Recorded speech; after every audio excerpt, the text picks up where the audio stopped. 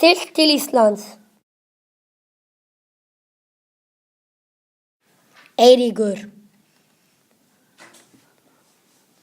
Þorvaldur pabbi Eiríks, kona Þorvaldar og mamma Eiríks.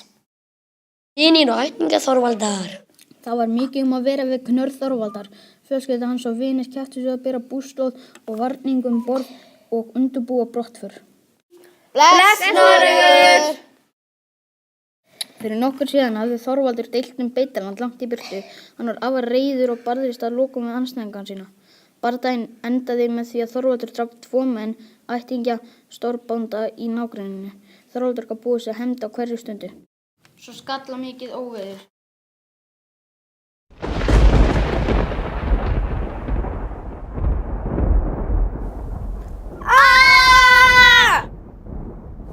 Ó nei, óveður. En það var fljótt að leggjast niður.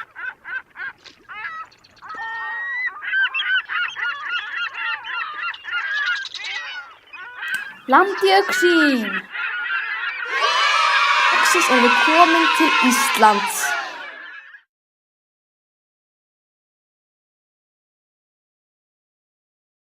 Velkomin til Íslands!